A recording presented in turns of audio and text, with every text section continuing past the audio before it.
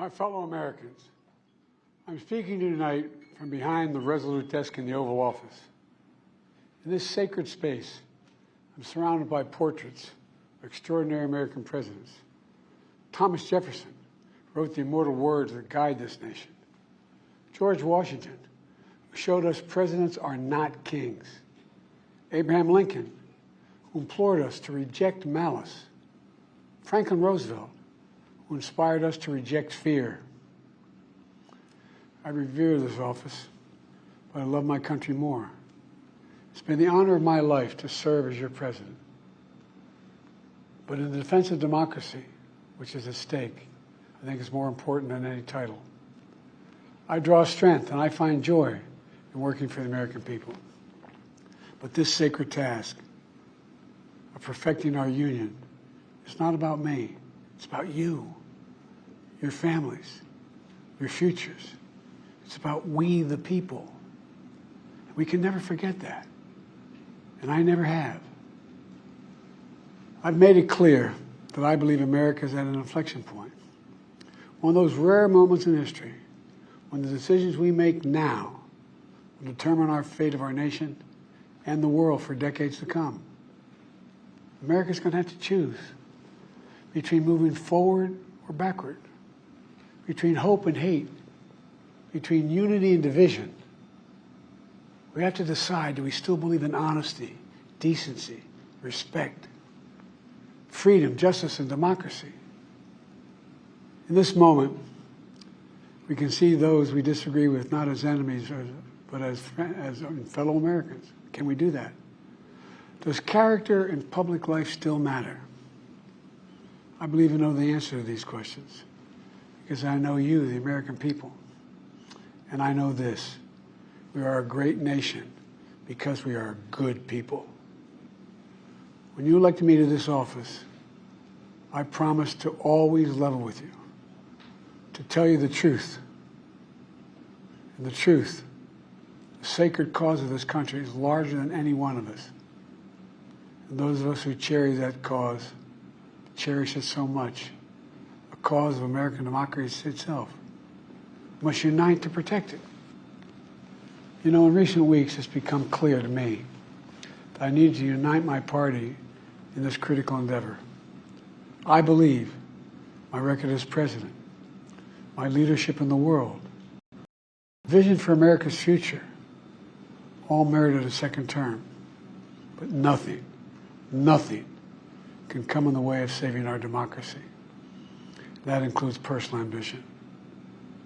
So I've decided the best way forward is to pass the torch to a new generation. That's the best way to unite our nation. You know, there is a time and a place for long years of experience in public life. But there's also a time and a place for new voices, fresh voices, yes, younger voices. And that time and place is now. Over the next 6 months, I'll be focused on doing my job as president. That means I'll continue to lower costs for hardworking families, grow our economy. I'll keep defending our personal freedoms and our civil rights, from the right to vote to the right to choose. I'll keep calling out hate and extremism. Make it clear there is no place in America for political violence or any violence ever, period. I'm going to keep speaking out to protect our kids from gun violence, our planet from climate crisis that is the existential threat. And I will keep fighting for my cancer moonshot so we can end cancer as we know it, because we can do it. And I'm going to call for Supreme Court reform because this is critical to our democracy, Supreme Court reform.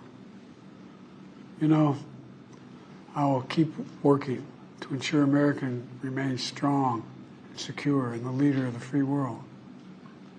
I'm the first president in this century to report to the American people that the United States is not at war anywhere in the world.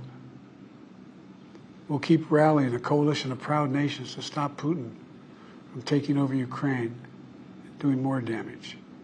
We'll keep NATO stronger, and I'll make it more powerful and more united than any time in all of our history. I'll keep doing the same for our allies in the Pacific. You know, when I came to office, the conventional wisdom was that China would inevitably surpass the United States. That's not the case anymore. And I'm going to keep working to end the war in Gaza, bring home all the hostages, and bring peace and security to the Middle East and end this war. We're also working around the clock to bring home Americans being unjustly detained all around the world. You know, we've come so far since my inauguration. On that day, I told you, as I stood in that winter, we stood in a winter of peril and a winter of possibilities. Peril and possibilities. We're in the grip of the worst pandemic in a century. The worst economic crisis since the Great Depression. The worst attack on our democracy since the Civil War. But we came together as Americans, and we got through it. We emerged stronger, more prosperous, and more secure. Today we have the strongest economy in the world, creating nearly 16 million new jobs, a record. Wages are up. Inflation continues to come down. The racial wealth gap is the lowest it's been in 20 years. We're literally rebuilding our entire nation, urban, suburban, rural, and tribal communities. Manufacturing has come back to America. We're leading the world again in chips and science and innovation. We finally beat Big Pharma after all these years to lower the cost of prescription drugs for seniors. And I'm going to keep fighting to make sure we lower the cost for everyone, not just seniors. More people have health care today in America than ever before. And I signed one of the most significant laws helping millions of veterans and their families who are exposed to toxic materials. You know, the most significant climate law ever in the history of the world. The first major gun safety law in 30 years. Today, the violent crime rate is at a 50-year low. We're also securing our border. Border crossings are lower today than when the previous administration left office. I've kept my commitment to appoint the first black woman to the Supreme Court of the United States of America. I also kept my commitment to have an administration that looks like America and be a president for all Americans. That's what I've done. I ran for president 4 years ago because I believed and still do that the soul of America was at stake. The very nature of who we are was at stake. And that's still the case. America's an idea. An idea stronger than any army, bigger than any ocean, more powerful than any dictator or tyrant. It's the most powerful idea in the history of the world. That idea is that we hold these truths to be self-evident. We're all created equal, endowed by our Creator with certain inalienable rights: life, liberty, pursuit of happiness.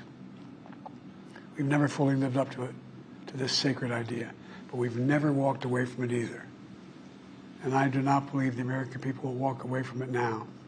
In just a few months, the American people will choose the course of America's future. I made my choice. I've made my views known. I would like to thank our great Vice President, Kamala Harris. She's experienced, she's tough, she's capable. She's been an incredible partner to me and a leader for our country. Now the choice is up to you, the American people. When you make that choice, remember the words of Benjamin Franklin hanging on my wall here in the Oval Office, alongside the busts of Dr. King and Rosa Parks and Cesar Chavez. When Ben Franklin was asked, as he emerged from the convention going on, whether the founders have given America a monarchy or republic, Franklin's response was, a republic, if you can keep it. A republic, if you can keep it. Whether we keep our republic is now in your hands. My fellow Americans, it's been the privilege of my life to serve this nation for over 50 years. Nowhere else on earth could a kid with a stutter, from modest beginnings in Scranton, Pennsylvania, and Claymont, Delaware, one day sit behind the resolute desk in the Oval Office as President of the United States. But here I am. That's what's so special about America. We're a nation of promise and possibilities, of dreamers and doers, of ordinary Americans doing extraordinary things. I've given my heart and my soul to our nation, like so many others. I've been blessed a million times in return with the love and support of the American people. I hope you have some idea how grateful I am to all of you. The great thing about America is here, kings and dictators do not rule, the people do. History is in your hands. The power is in your hands. The idea of America lies in your hands. We just have to keep faith, keep the faith, and remember who we are. We're the United States of America, and there's simply nothing beyond our capacity when we do it together. So let's act together, preserve our democracy. God bless you all, and may God protect our troops. Thank you.